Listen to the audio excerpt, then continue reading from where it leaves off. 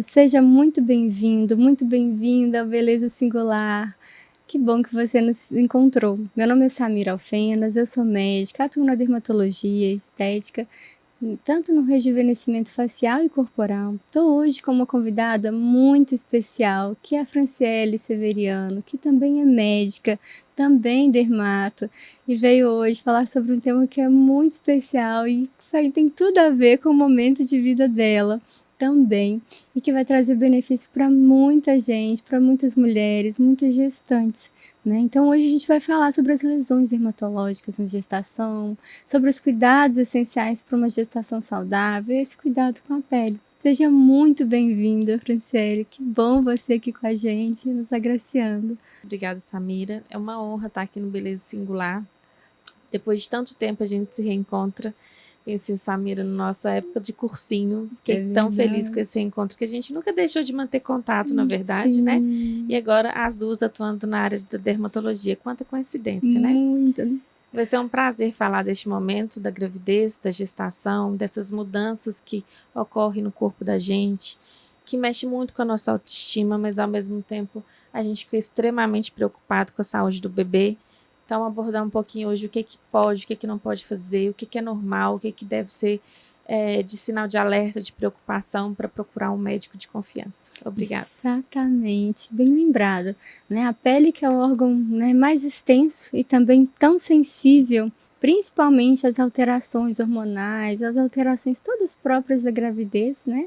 Então, trazer essa discussão, ainda mais agora que a Fran tá com Cícero aí vindo pra gente, né? Então é muito legal. Para quem não sabe, a Fran tá grávida, então tem tudo a ver pra gente falar sobre esse tema tão importante. Fran, conta pra gente, posso chamar a Fran aqui para todos os nossos ouvintes? Né, então a Fran já falou que eu já conheço há algum tempo e é muito bom a gente poder compartilhar esse caminhar aí na profissão também, né?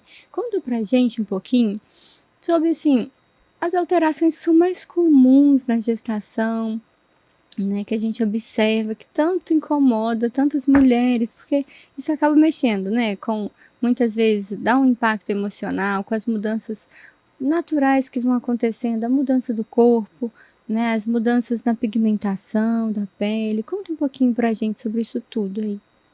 Realmente a gente fica muito insegura, sabe, na gestação. Eu já estou grávida de 16 semanas e 3 dias.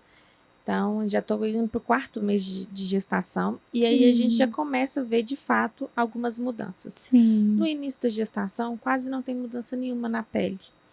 É mais de questões fisiológicas, sono, náusea, um pouquinho de dor de cabeça, indisposição. Mas depois que a barriga começa a crescer, que a progesterona começa a agir no nosso organismo, que a nossa gestação ela é segura, ela é garantida pelo hormônio progesterona e os estrógenos. E esses hormônios, eles causam fisiologicamente uma hiperpigmentação, sabe, Samira? Eles fazem com que os melanócitos do nosso corpo funcionem mais do que o habitual. E aí, por isso que vai dando aquelas áreas de hiperpigmentação, aquelas áreas escuras no nosso corpo. Então, na região ao redor do mamilo, por exemplo, nas axilas, na virilha, o melasma, a linha nigra, que é aquela linha que fica na barriga, ela fica bem na região do umbigo e vai descendo, então aquela linha ela fica mais escura mesmo, que é pela ação da progesterona. Quase tudo acontece pela ação da progesterona, que é o hormônio dominante da gestação, sabe? E quantas mulheres chegam, né? E essa linha, isso aqui vai sumir, né? Isso tá me incomodando demais, isso vai ficar desse jeito, né? Então é importante falar sobre isso. E a gestante no geral fica com muito receio da hiperpigmentação permanecer depois da gestação, mas geralmente não permanece, geralmente volta depois ao habitual. Mas o nosso melasma, se ele explode, se ele fica no rosto, que é o mais comum, esse é o mais difícil de retornar. E tratar, né? Este tem que ter um tratamento, porque a maioria das hiperpigmentações, só o fato de você ter o bebê e depois a progesterona baixar, ele já vai evoluindo e retornando ao habitual. Sim. Mas o melasma, com toda certeza, você vai precisar de ajuda de um médico de confiança para que aquele melasma seja controlado.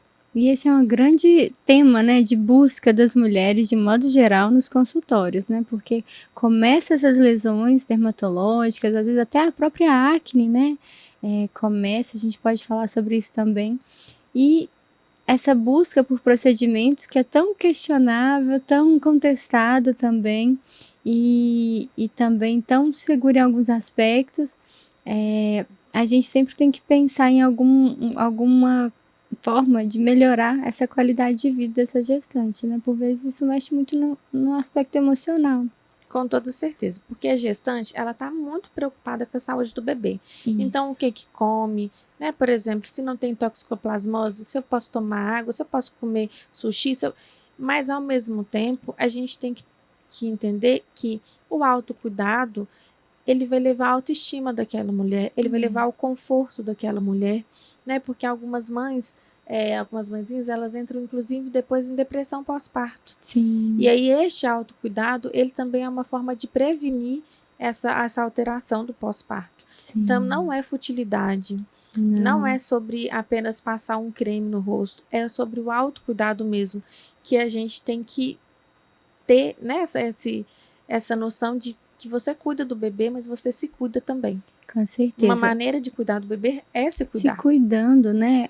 Isso é muito sério, porque com frequência eu recebo mulheres que falam assim, gente, eu virei gestante e parece que só tem o centro do mundo é só o bebê. Todo mundo só pergunta pro bebê e parece que ninguém me enxerga mais, né? E aí eu tenho que lidar com todas as transformações do corpo e, diante disso tudo, como lidar com essas mudanças, né? É um aspecto importante E é exatamente também. assim quando funciona. Você descobre que você está grávida hoje. Aí hoje você pode tomar café, comer o que você quiser, passar o seu retinol. E aí amanhã você já sabe que você está grávida. Você fala, não posso mais nada. Muda, né? Parece que bate o martelo. Isso, aí eu não posso mais tomar mais de 200 miligramas de café, eu não posso mais usar meu retinol, eu não posso fazer minhas coisas que eu faria antes.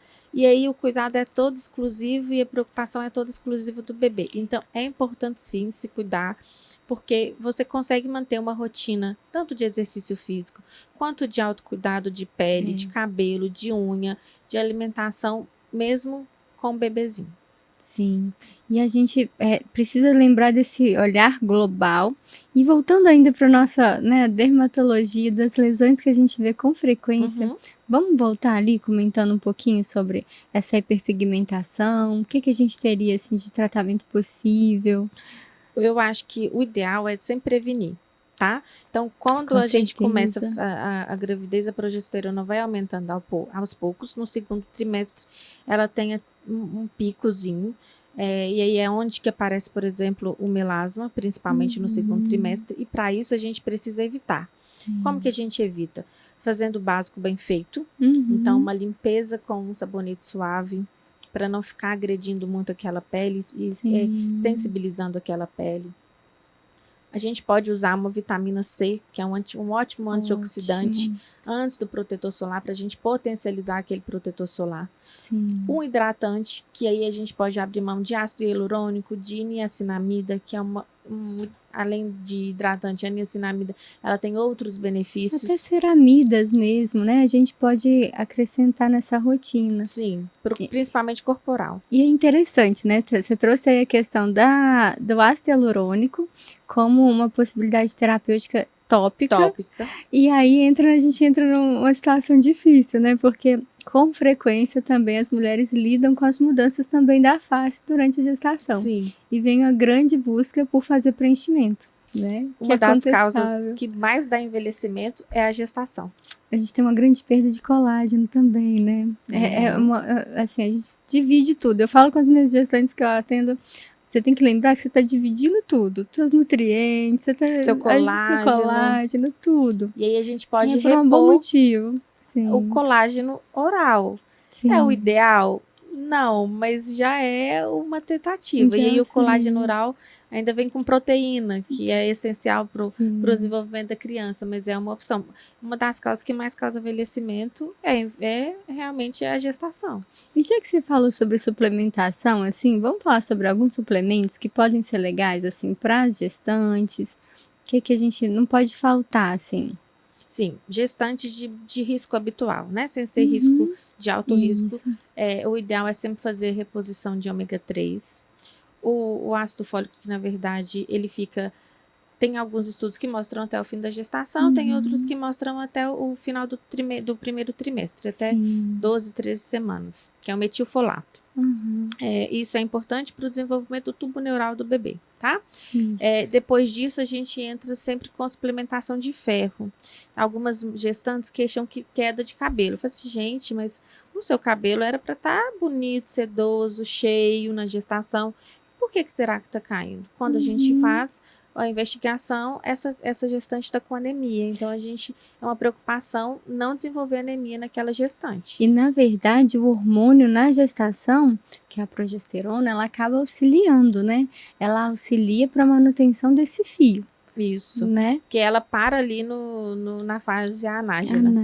E aí você fica com o cabelo cheio, né? Brilhoso, sedoso, bonito, macio. Sim. Só que algumas gestantes, por desenvolverem anemia, não fazer suplementação adequada, tem já a queda do experimentam cabelo. ali. Exatamente, já experimenta ali essa queda do cabelo. Então, o sulfato ferroso é essencial. Além disso, vitamina D é bem importante para fazer suplementação. E a coenzima Q10. Isso. Colágeno eu sempre indico. Ele faz milagre? Não, ele não faz milagre. Mas ele ajuda, ele auxilia. E alguns colágenos vêm com uma alta concentração de proteína, que essa proteína vai evitar o seu inchaço, que é muito comum na gestação. Veio ajudar na nutrição do bebê e na sua nutrição. Então, eu tento associar os dois. Às vezes até o próprio Verisol, né? Que a gente tem. Verisol, Pura Vida, da marca da Pura Vida, é ótimo. A gente tem uma grande segurança, né? Às vezes a gente tem que lembrar muito sobre o cuidado com a suplementação. Por quê? É frequente mulheres quererem suplementar e aí cair numa grande cilada que é querer suplementar também em excesso a vitamina A, que é potencialmente teratogênico, né? Exatamente. Inclusive, as medicações e os cosméticos tópicos derivados da vitamina A são contraindicados na gestação, né? Isso. Então, ácido retinóico, retinol, isso tudo a gente não pode utilizar. A gente tem que passar longe, que quando às vezes uma gestante está muito insegura, eu falo assim, olha, é mais importante você saber o que não usar do que ficar se perdendo no que você pode usar, porque o básico você pode usar, que é o hidratante, o protetor solar é essencial, é primordial na gestação. Sim. Mas às vezes é mais importante frisar o que não pode usar do que ela ficar se preocupando lá naquele monte de cosméticos da farmácia. E também não é qualquer protetor solar, né? Não, o ideal seria sempre os minerais, que fazem como se fosse uma película na pele. Ele não tem aquela absorção, né? Porque os químicos, eles têm absorção na pele. E esse físico, né, o mineral, ele tem uma proteção que é como se fosse uma película mesmo. O sol bate e irradia para o ambiente. E aí é importante, né, ter uma consulta dermatológica para saber qual o melhor protetor solar para a gestante, porque não é infrequente a gente também ter protetores que são mistos, né? Tem os ativos do protetor mineral, né, que é o dióxido de titânio e óxido de zinco. E também eles têm outros componentes que o tornam químicos. E isso absorve, né? A pele absorve e a gente não tem segurança para o bebê. Exatamente, né? Não tem estudo ainda que comprova essa segurança. É o grande desafio nosso, porque fazer estudos com gestantes, a gente é muito perigoso, né? Então, assim, por essa questão é muito difícil ter aprovação ética, né? Exato. Para fazer estudos em gestantes. E aí tá o grande desafio em poder indicar alguns tratamentos, algumas coisas.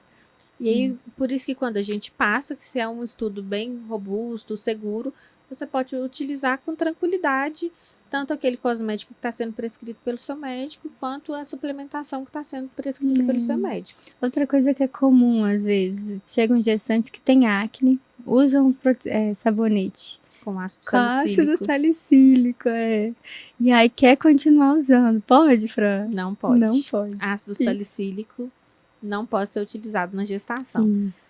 Mas a gente tem algumas opções. Por exemplo, a gente pode tentar controlar ali a oleosidade com o ácido glicólico até 10%. É uma opção, assim. Faz milagre? Não. Mas a gente tenta associar um ácido glicólico com uma azelã pela manhã, uma azelã à noite, Sim. para poder tentar controlar um pouquinho essa acne durante a gestação. É. Mas salicílico não pode ser utilizado. O azelã é um ácido que a gente tem, que a gente sabe que pode ser usado. Na bula não vem, né, falando que pode ser usado, mas que com segurança a gente usa e auxilia até no melasma, né, que a Auxilia gente no estava melasma. falando. Auxilia no melasma, auxilia na qualidade de pele durante essa gestação. A acne, né, da A acne, gestante. exatamente. As hiperpigmentações em geral. Eu utilizo 2 vezes ao dia, inclusive, pela manhã, antes do meu protetor solar, e à noite, para tentar evitar esse melasma aparecer, para tentar controlar. E, além disso, o controle mesmo da qualidade da pele. Sim, sim. E só retomando aquele tema que você falou sobre o ômega 3, né? É só um adendo que eu vi um estudo recente que fala que até para o bebê, né, o ômega 3 ele não está só ligado ao auxílio, do desenvolvimento neurológico e ocular. Ele também tem um efeito anti-inflamatório, ele tem um efeito que às vezes pode reduzir risco de asma e broncoespasmo para esse bebê. E isso até os 3 aninhos de idade. E a gente vê também alguns estudos que falam que até pode prolongar a gestação. Achei interessante isso, porque são estudos que estão caminhando, né? Mas que até então não era frequente a gente repor essas coisas, né? Mas eu acho, eu não conheço esse estudo, mas eu acho que é primordial fazer, né, essa busca científica, porque, por exemplo, antes não era recomendado cálcio para todas as gestantes. Sim. E agora, recentemente, esse ano, é recomendação fazer suplementação de cálcio para evitar a pré-eclâmpsia. Antes a gente às vezes suplementava, né? e até osteopenia, como a S, que é feito para pacientes de alto risco, para poder evitar a pré-eclâmpsia. Mas agora o carbonato de cálcio ele é indicado também. Sim, e isso tem uma coisa, é importante a gente ficar sempre atenção a essas reposições, lembrar que essa reposição tem um benefício, não só para o bebê, mas também para essa mãe que depois da gestação vai ter que ter um cuidado maior, né? Assim, de manter e restaurar esse corpo, né? Sabia que às vezes quando eu tô com um paciente, às vezes eu atendo paciente de toda a classe social, enfim. E aí ela me fala assim, Fran, não posso tomar esse tanto de suplementação. Eu falo, se você for escolher escolha o ômega 3. Suplemente para a vida toda, independente de qualquer coisa, que eu acho que o ômega 3 é essencial. Porque a gente não faz o consumo como necessário de ômega 3. E aí, aos poucos, o que eu observo é o seguinte, ela começa a suplementar, ela começa a ver alguns benefícios, e aí ela começa a priorizar a sua saúde e vai suplementando as outras coisas que você vai indicando. Que a gente só começa a sentir quando começa a suplementar. Sim. E aí vai virando prioridade. É isso mesmo. E a gente tem que tomar cuidado também nessa suplementação, né? Tem que ter orientação médica. Tem que ter orientação, porque tem a às quantidade. vezes exatamente, não só a quantidade e até o próprio produto que está sendo suplementado, porque não é infrequente o ômega 3 incontaminado com metal pesado. Sim. Que em vez de ajudar, né, a mãe, o bebê, pode trazer riscos, né? Além do ômega 3, também a dosagem da vitamina D. Sim. Não é só suplementar por suplementar. Você tem que ter uma dosagem, porque a vitamina D ela pode ser prejudicial. Também. Tanto para o bebê quanto para a mãe, né? Com certeza. Para a gestante. Ai, que legal esse tema. E me conta uma coisa, como é que tem sido essa experiência, assim, no cuidado de rotina de pele, assim, que você falou? Você trouxe um pouquinho sobre o azelã que você tem usado, né? Como é que tá? Você tá percebendo a pele mais oleosa? Porque às vezes isso é muito, né, questionável, né? Ou às vezes como é que ela tá reagindo nesse momento, assim? É bem desafiador quando as mudanças começam a aparecer no corpo da gente, sabe, Samira? Às vezes eu me assusto, eu durmo de um jeito e acordo de outro, eu falo, gente, não tinha essa alteração aqui em mim, o que está acontecendo? Mas no geral, principalmente a oleosidade, por incrível que pareça, em mim reduziu. Eu sempre tive a pele muito oleosa, eu não tomava Rocutan subdose, que é uma opção, porque eu já estava no processo de tentar engravidar e não poderia. Mas a oleosidade, ela é bem controversa. Alguns estudos mostram que aumentam durante a gestação. Sim. Mas algumas gestantes me falam que diminuiu, o meu diminuiu, controlou mais. Interessante. Bem interessante mesmo. Eu também fiquei surpresa. Então, além da rotina que eu uso ácido, então, eu faço a limpeza da pele, eu uso vitamina C, uso o azelã e depois o protetor solar. À noite, eu faço a mesma coisa, limpeza, hidratante e azelã para poder dormir. Sim. E alguns dias eu alterno com ácido glicólico para controlar um pouquinho a oleosidade. E o corpo em si também precisa de cuidados. Então, o corpo é um abuso de hidratação. E essa hidratação pode ser com manteiga de karité, pode ser com pantenol, pode ser com óleo mineral, pode ser com óleo de amêndoas, pode ser com vários tipos de hidratante. Mas o essencial, mesmo assim, para prevenir estria é beba água. E controle o peso, né? Também, beba água e controle o peso. É isso que evita, de fato, a estria. Porque a hidratação da pele já tem estudos mostrando que não são efetivos nessa prevenção de estria. Mas a hidratação e a alimentação, com toda certeza, ela vem auxiliando muito esse controle no aparecimento de estria. E eu faço acompanhamento mesmo, né? eu faço acompanhamento nutricional e atividade física de acordo com o que vão me liberando durante a gestação. Então, por enquanto, eu tô liberada para quase tudo. E aí, assim que muda o trimestre, a gente passa por uma reavaliação. Até porque a atividade física para a mulher é muito importante, né? Para trabalhar essa pelve, fortalecer. Isso vai prevenir, né? Vai ter um parto melhor e um pós-parto também melhor, né? Com menos efeitos colaterais pós-gestação, né? É isso mesmo. No exercício, a gente... eles, quando faz a ficha, né? Eles tentam manter o peso. Então, controle de peso com alimentação, exercício e o fortalecimento do períneo. O fortalecimento para a gente ter um parto saudável normal. Que é o ideal, né? Mas o parto ideal é a via de parto segura. Então, eu até converso muito com a minha obstetra, eu falo, olha, qual parto que eu quero? A minha via segura. Se no dia for um parto normal, será um parto normal.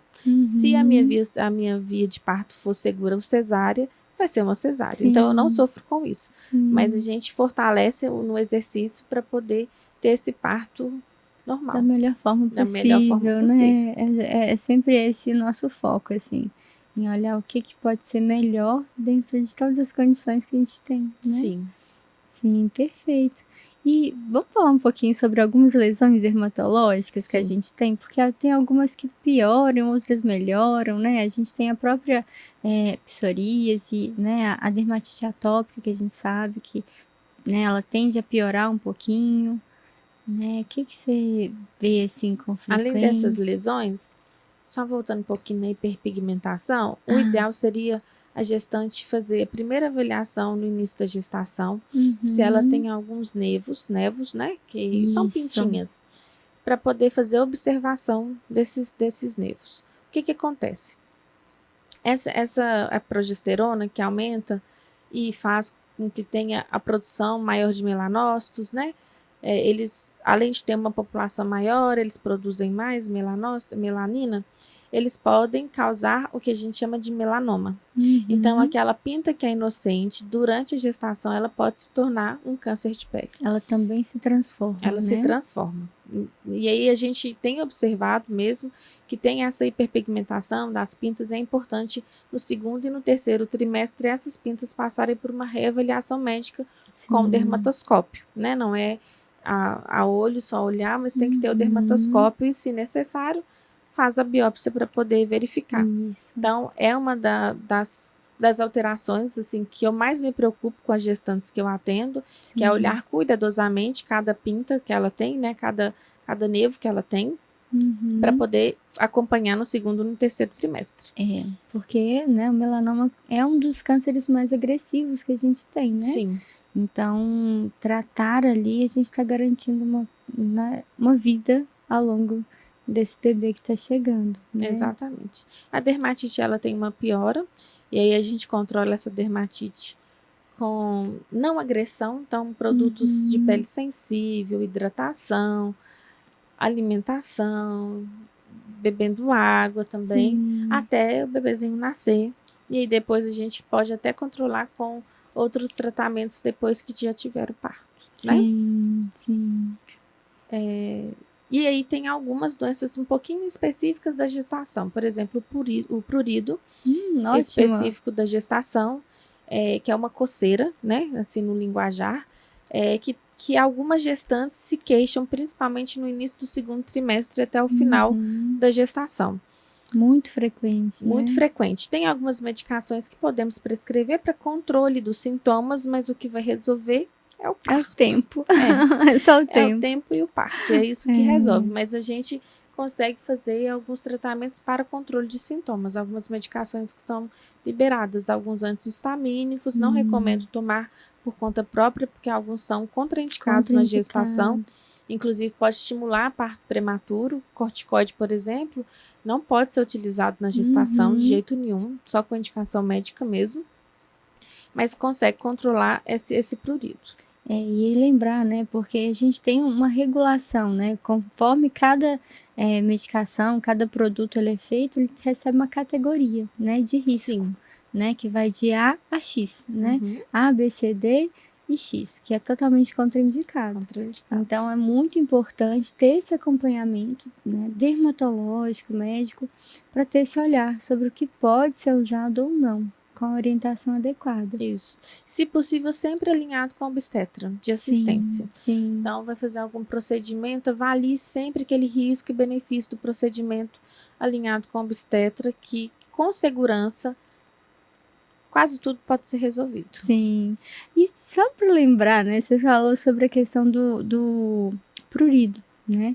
Então é muito comum também uma coisa que é típica da gestação, que é a colestase intrahepática, que isso também pode, né, gera um aumento, né? A colestase na gestação, ela aumenta ali a alteração no funcionamento do fígado, né? Isso vai gerar essa alteração dessa produção desses ácidos biliares e tem essa repercussão ali na pele, né, que começa a coçar muito, geralmente é uma coceira pior à noite, e que também, né, embora o grande desconforto, a gente tem que esperar, né, tem que esperar e vai passar ao tempo, mas essa observação, quando tá com sintomas muito grandes, né, tá com sintomas muito exacerbados, isso pode trazer risco para o bebê, Pode. né? Isso tudo decorre também da progesterona. Tudo no nosso corpo fica um pouquinho mais lento, os músculos, né, a contração. Então, o intestino fica preso, consequentemente, a vesícula biliar para de se contrair como deveria e vai aumentando como se fosse um líquidozinho dentro da vesícula e dá essa que a gente chama de colestase. E dá muito prurido mesmo. Quando é muito intenso, muito grave, e aí você avalia o risco e benefício com o obstetra, em alguns casos você faz o tratamento. Sim. E aí a gente avalia, tem que ter esse acompanhamento, né? Tem que ter Principalmente acompanhamento. se tiver esse quadro de prurido muito intenso. Né? O prurido sempre deve ser investigado. Se é o específico da gestação, que é uma patologia benigna, que é tranquilo de resolver, ou se é uma possível colestase, que aí vai vir com outros sintomas além do prurido em si. A gente tem que lembrar, né? O que são sintomas que chamam a atenção, que são preocupantes. Então, esse prurido intenso, lembrar, né? Um quadro em que tem um sintoma mais sistêmico, febre, bolhas, náusea muito exacerbada, né? Que a gente chama, né? De hiperemese gravídica. Então, é isso, tem que ficar em atenção para lembrar que tem que procurar um médico, né? Dessas questões de pele. E os nervos que você trouxe. Isso.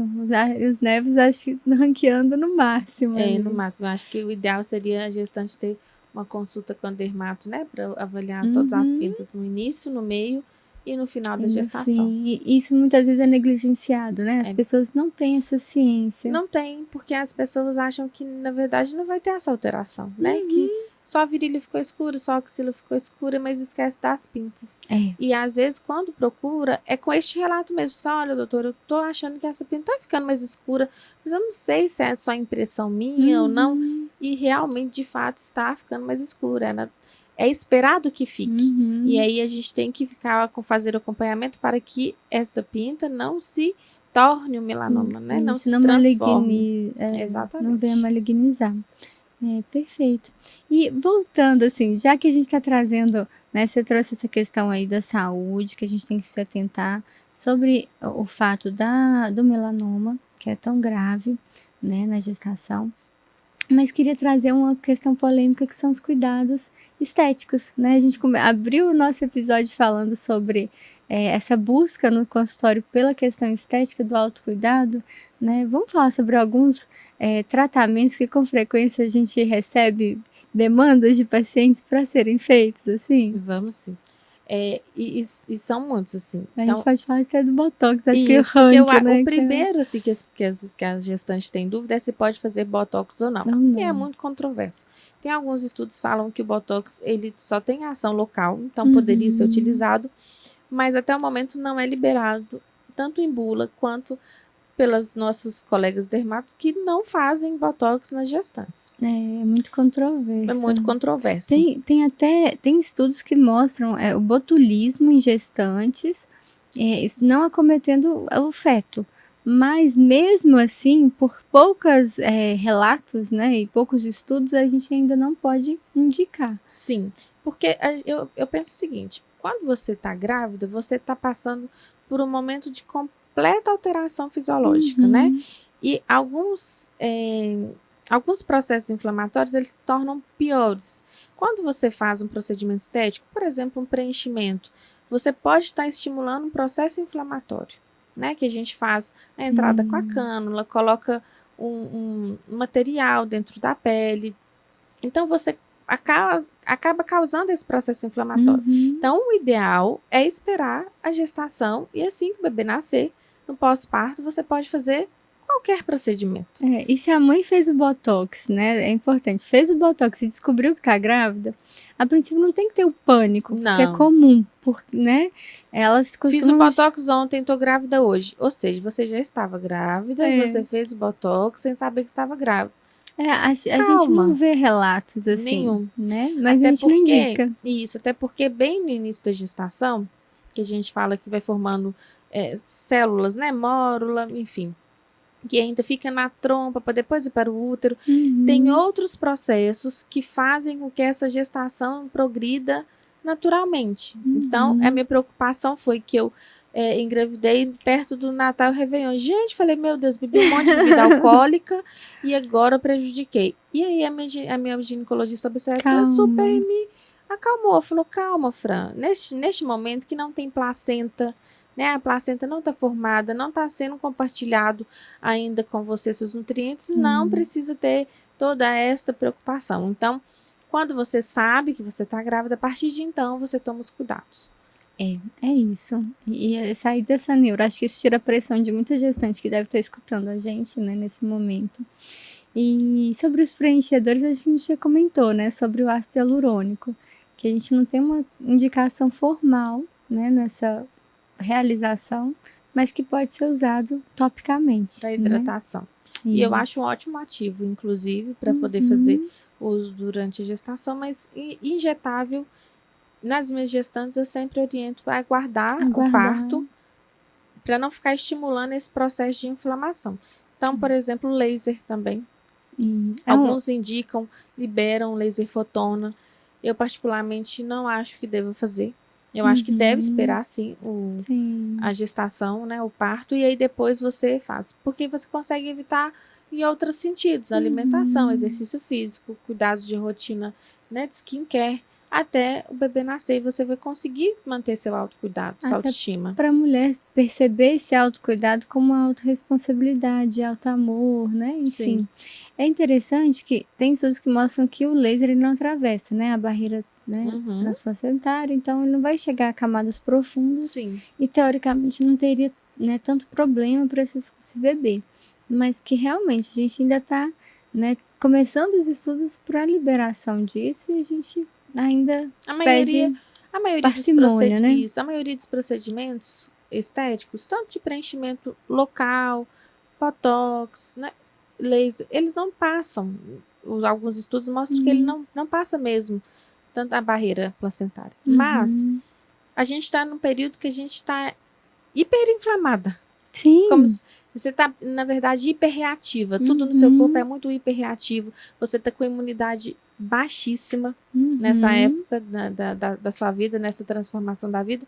E aí, esses procedimentos podem desencadear algumas coisas.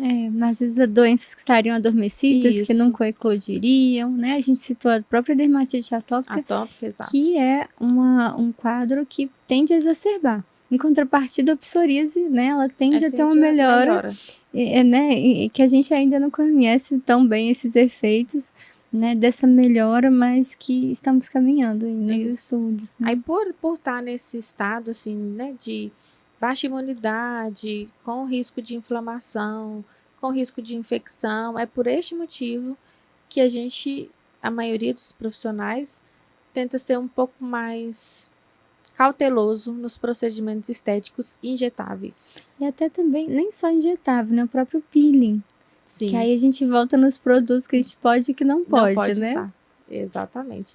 Então, poderia fazer um peeling de mandélico até 10%?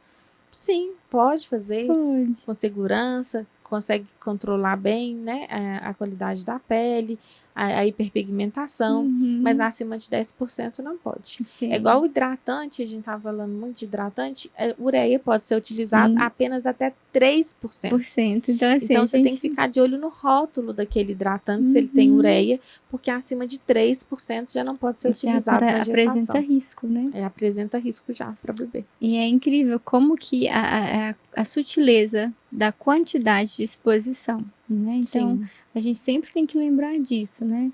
Tanto na reposição de multivitamínicos, nutrientes, antioxidantes, né? Você falou do Q10 também, né? Então... E algumas gestantes, por comprar, às vezes, um creme que está ali exposto de venda livre, não se atenta para essa concentração de ureia. E é um ótimo hidratante, a pele vai ficar hidratada, mas ele está com uma concentração elevada que não pode ser utilizado. E geralmente a gente encontra sempre com uma concentração maior, né? Exato. De 10%, então tem que ter muito cuidado. Porque a pele, ela tende a ficar, né, um pouco mais sensibilizada e às vezes até um pouco ressecada em alguns momentos, em alguns locais, né, específicos. Sim, principalmente a área de dobra, a plantar e palmar. Então, tem que ficar atento mesmo a essa presença da ureia em cremes de venda livre. Sabe uma outra coisa que eu acho interessante também? Na hora que a gente está indicando essa gestante de produtos, observar se o produto não tem nanotecnologia, porque aí a molécula vai ser muito pequena e a chance de absorção mais intensa daquele produto a gente não consegue dimensionar, né? Verdade. Então isso pode gerar... nem sabe se consegue passar a barreira. Isso, se pode transpor a barreira transplacentária, gerar risco para esse conceito, né, para esse bebê. É uma coisa importante mesmo. E que às vezes a gente acaba esquecendo, né? Sim. De falar, e a gestante também tem que se atentar a isso. Por isso que eu falo que gestação eu sempre prefiro ir pelo básico. Vai pelo básico, que você não vai errar, você não vai correr risco nem para você, nem para o bebê. Você vai manter seu autocuidado em dia, sua autoestima em dia e não vai errar. Então, na gestante, eu pego a mão bem leve.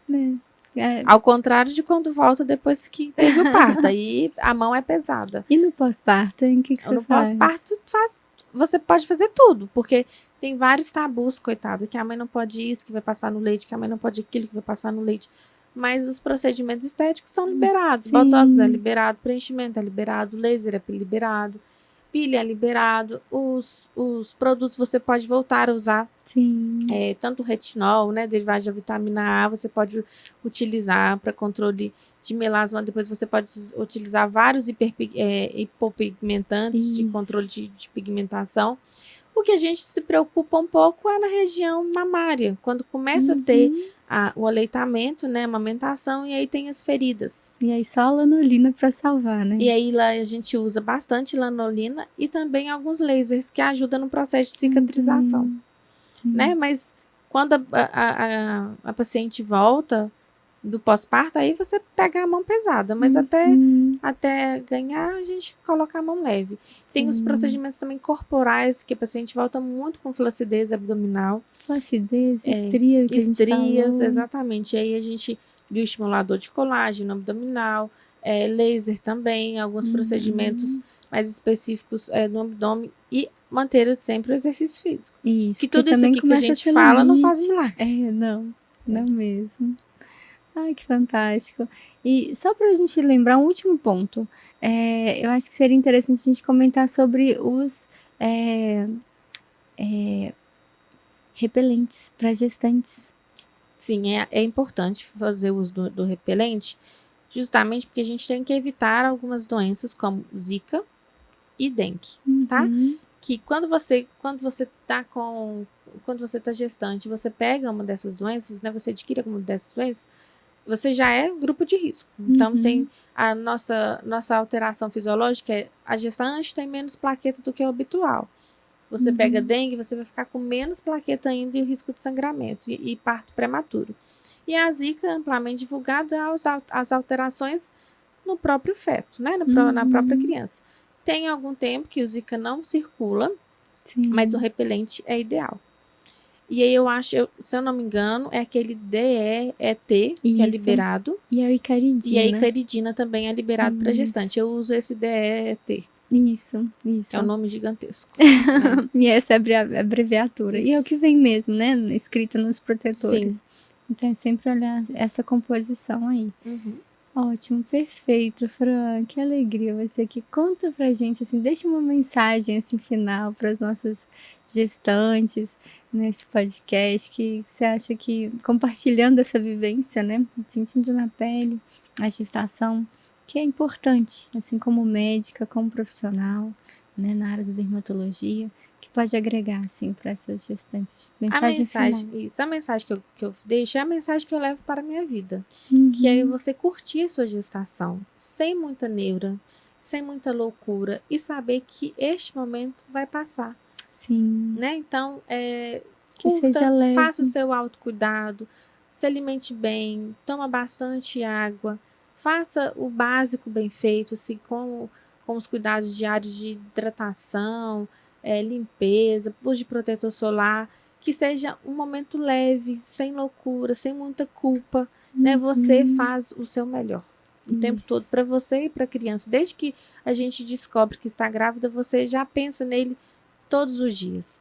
Então você está fazendo o seu melhor, que seja leve, que tudo vai passar. E sem a neura que tem que fazer tudo, né? Tudo que a gente citou, que tem que fazer isso tudo. Não. Aí você vai fazer o melhor com o que você tem, da melhor maneira que você puder. Exatamente, né? Sem muita culpa. É isso. Muito obrigada pela sua presença, abrilhantando a gente aqui com essa discussão tão linda, tão potente para tantas gestantes. E obrigada a você que nos acompanha aqui no podcast. Né? Acompanhe com a gente também os próximos episódios, deixa nos comentários o que foi novidade para você, relevante. E é isso. Um abraço. Tchau, tchau.